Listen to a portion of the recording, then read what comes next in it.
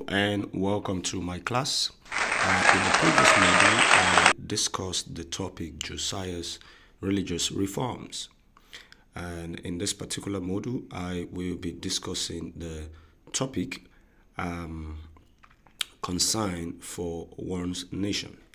Now, the topic again is consign for one's nation.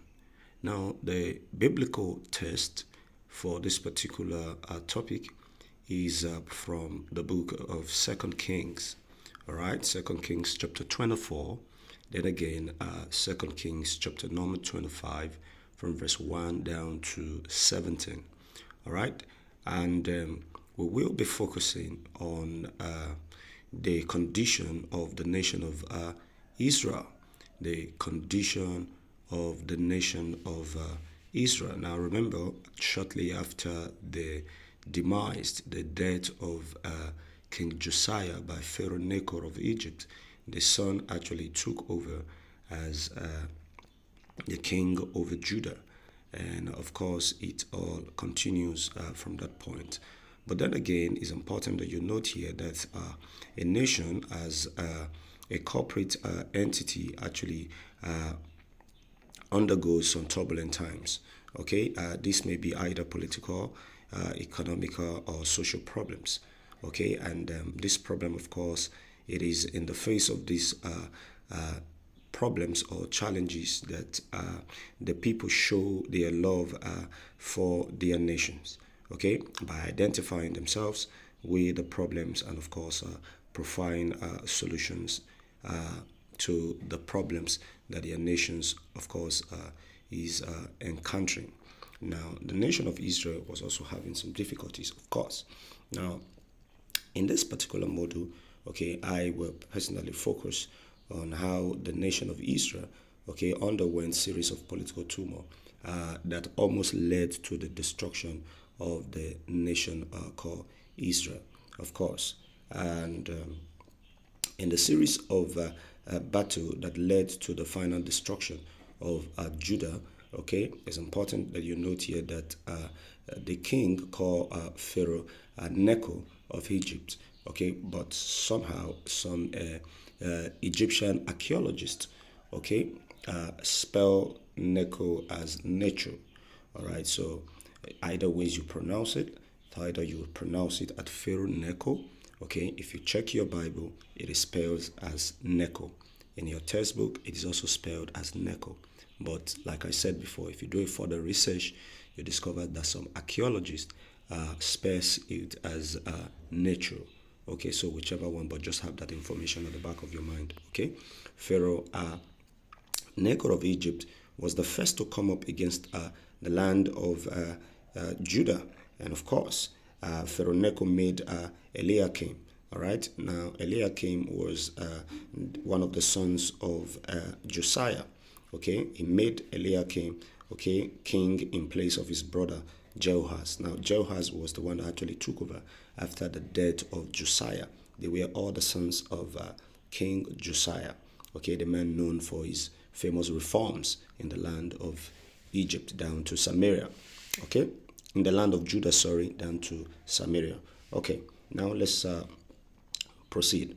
Now, like I said, Pharaoh Necho made Eliakim king in the place of his brother Jehoahaz, and of course, he changed Eliakim's name to Jehoiakim.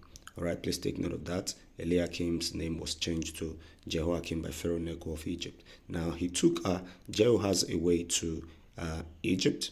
All right, Jehoahaz was taken away to Egypt, where he eventually died there in the land of Egypt. Now, Jehoiakim was a stooge of Pharaoh Necho. Now, it's important that you understand this. Jehoiakim was a stooge of Pharaoh Necho, who he used to actually collect taxes, all right, from the people of Judah. Now, Jehoiakim was a stooge to Pharaoh Necho, and Pharaoh Necho used him, okay, to collect taxes from his own people, the people of Judah. Now, subsequently, Egypt was defeated by the Babylonian government. All right, Egypt was later defeated by the Babylonian empires or the Babylonian government under the man called King Nebuchadnezzar. All right, King Nebuchadnezzar. Now, following this defeat, now King Jehoiakim became the servant to Nebuchadnezzar for 3 years before he actually decided to also rebel. Okay, he rebelled against King Nebuchadnezzar. Okay, and this rebellious act, okay, actually caused to crush his rebellion. Nebuchadnezzar sent a contingent of Chadins, and of course, you could see there that he sent out a contingent of Chadins, Assyrian, Moabite, and Ammonites to actually destroy Judah there. And of course, you see the destruction of Judah there. It was worthy to note here, of course, that it had earlier been prophesied, okay, that the prophet would send. Now, the prophet of God had earlier prophesied this, that the Lord will actually send enemies, okay, that would destroy Judah. Now, this was because of the atrocities of their kings and their unfaithfulness in serving the Lord. Okay, their God that brought them out of the land of Egypt. Now, it's important that you take note of all of that. So, all of these armies were sent by King Nebuchadnezzar, and of course, they plundered the land of Judah completely. Now, of course, now Jehoiakim, all right, actually died before the arrival of the invaders who was sent by King Nebuchadnezzar.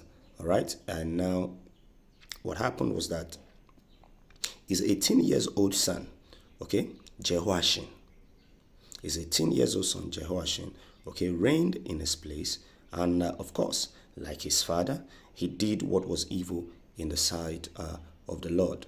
All right, Jehoiachin took over from his father and did not also live up to expectation.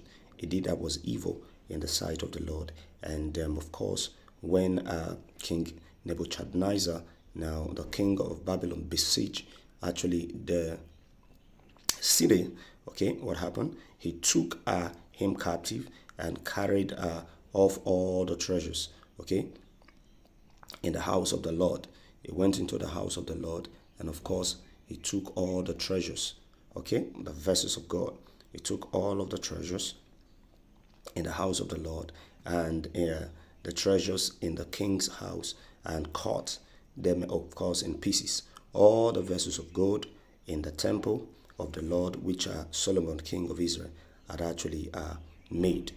They carried all of them away, and including all the mighty men of valor that they had there in Judah.